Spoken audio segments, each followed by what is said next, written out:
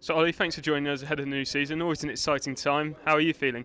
Yeah, I'm excited. I'm excited just to play some cricket again, to be honest. Obviously, I've played, I think, 2 games since July, so to get back out there and be with the Sussex boys, it'd be good, and excited to get back out there. How frustrating has the last 12 months been for you with the injuries? Yeah, it's obviously for any sportsman to get injured during the games, or any time, it's very frustrating, and I've been training as hard as I possibly can to avoid those, I suppose.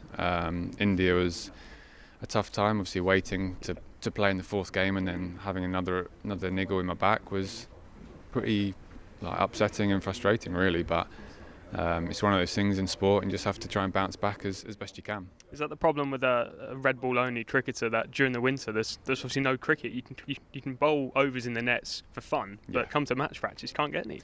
Yeah, I think so. You've hit the nail on the head there. I think bowling in nets, you just can't replicate that game speed, that much intensity. And for me, I'm someone that needs that. I need rhythm, I need to bowl. And that's why obviously playing for Sussex at the start of the year will be so important for me. How much are you looking forward to leading an attack? Jaden Seals among the attack as well, but you're probably the most senior bowler. How much are you relishing that responsibility? Yeah, obviously it's something I've done here for a while now. To have Jaden with us as well is great. I think it can take a little bit of load off me, and also opening bowling with someone who also plays at the highest level it's good to watch those other bowlers. He's obviously a very skillful bowler, very fit lad, and to bowl with him for the next few months would be exciting. Are you someone that goal sets, or does it take it each day as it time? Because 2024 it's the first sort of English summer without Stuart Broad playing for England. So do you see that as an opportunity to sort of cement your place as the opening bowler with Jimmy?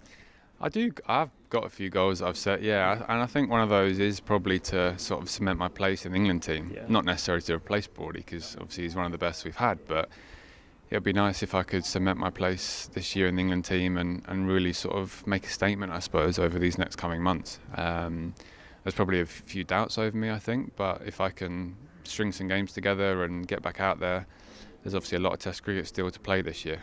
We've got West Indies, Sri Lanka, Pakistan, New Zealand, so yeah, I need to put my best foot forward and cement my place. You mentioned the noise. How does that affect you? Because there's a lot written about you, and then you don't back it up with the wicketless performance in the fourth Test, which obviously forces another pile on. How does that affect you? It's hard, I think. I know that I say obviously a lot in the media, and I do like that side of sport. Yeah. I do like the banter and sort of those conversations that I had. So you do set yourself up to be killed, I suppose, when it doesn't come off. But it's one of those things, isn't it? Professional sport, you can't foresee the injuries, and obviously you don't know when they're going to happen. But the things about my personal life and stuff, I think, are quite difficult to see, because people actually don't understand what I'm going through or what's been happening. They just read something and they think, oh, I know him, I know what's been going on. So that side has been quite hard. But obviously it doesn't take away from the point that I have had an injury during a game again, and obviously I would like to sort of put that to bed and just play some cricket now. Because I'm part of the media as well. We're very guilty of doing that. But then when we do have characters, we like having characters. So has this sort of criticism discouraged you from being who you are? Because I know you like to dish it out. A little bit, I think. Yeah. I think it's just when you get crucified over and over again for it's personal attacks over and over again. So it just depends. I don't mind the sports side of it. I can handle that. It's when people attack my personal life. I don't think that's really that fair for people to do. But it is what it is, and obviously it's always going to happen in sport. I think it's one of those things. You have to sort of accept it when you play at the highest level. But yeah, I'll be trying to put the sports side of it right and getting back out there and taking some wickets. And how much has that changed you as a person, being part of the England setup, and I guess having to deal with the extra limelight and stuff over the last couple of years? I think it's matured me quite quickly. I think from my debut, obviously that didn't go to plan. I think it's matured me very quickly. I think you have to be able to deal with it, otherwise you just get sucked up. You don't play for England if you can't deal with those things. And I've used people around me for help and support, and that's helped me a lot playing for England with that added limelight, like you say. But yeah, just to, I suppose, deal with it is done differently by everyone. And for me, my way sometimes is being sort of extrovert on the pitch, and I'm not actually like that off the pitch, which people don't always see. But yeah, it's definitely difficult. And how much are you looking forward to finally like expressing yourself on the pitch again? You said it's been 12 months. That's been quite frustrating, but you talked about all the cricket you got coming up. I guess going back to your happy place is the main aim. 100%. For me, I love playing cricket. I love crossing that white line, getting competitive, and just bowling, really. My body being sore at the end of the day, recovering, coming back, trying to do it all again. I love that side of cricket and playing cricket, and I think if I can get back to that place where all I think about is cricket, I just love playing. I'll just enjoy playing cricket again, and hopefully that's the other side of it will just take care of itself. Taking wickets for Sussex in England, I think that can only help. There's been a lot of talk about some comments saying you're at a crossroads in your career. Do you feel that personally, or do you look at Jimmy, who's 11 years older than you, and think, oh, I've got plenty of time left in the tank? I think, obviously, with my injuries, it's one of those things. You only have so many lifelines. Like if I keep going down in games, then why would Stokesy pick me or why Baz pick me? And that's the crossroad I think that we've got. I don't think my talent or my skill is the question. It's, can I keep backing up games? Can I win games of cricket for England and stay on the field, stay for the whole series, not just 1 or 2 games? So I know that, and obviously that's out there. Everyone knows that. So for me, it's just about backing games up, bowling hard, and proving that I can still do that and be the person to do that. I guess you can't help injuries. Obviously, these things happen. But how much confidence does it?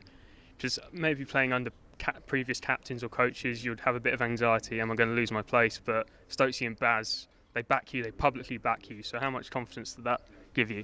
Yeah, it does. And for me, as the person that I am, I really thrive off that. I think if someone sort of goes cold turkey on me or sort of pushes me to the side, that really demotivates me. But the way that Stokesy and Baz have gone about it makes me even more motivated to be in the side, to get back in the squad, to start in the 11.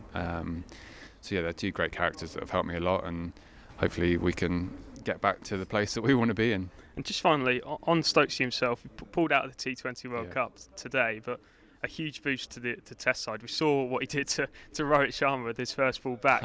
The difference he makes with the ball with the Test side is huge, isn't it? Yeah, massive. It balances the side up, and you have another world-class seamer in your ranks. So it's a decision that I didn't actually see coming. I thought, the World Cup for England, surely he's going to want to play, and obviously he does want to play, but I think it shows how good the Test environment is and how special the team we have is for him to pull out of the World Cup, to focus on that team, to focus on the Test matches, just shows that it's a really exciting time for that team. And I have no doubt that if we can get a few more % out of each individual and sort of just click at the right times, we could be the best team in the world. And I think that's what Stokesy sees as well, and that's why he's made this decision.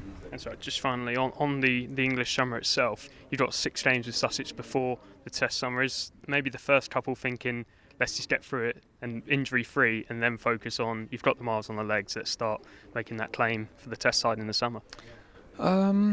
I think for me, in the position that I'm in, I just have to hit the ground as hard as I can from the get-go. I don't think there's any room to really ease into it. I think I'm playing 4 or 5 games, so I think I just have to hit it as hard as I can. And if the body gives up, it gives up. But there's always something you can do again. And I think for me now, I just have to let go and try and bowl as hard as I can and prove to people that I can do it. Is it hard, like when you're running into bowl thinking, oh, my back, hopefully my back doesn't go here?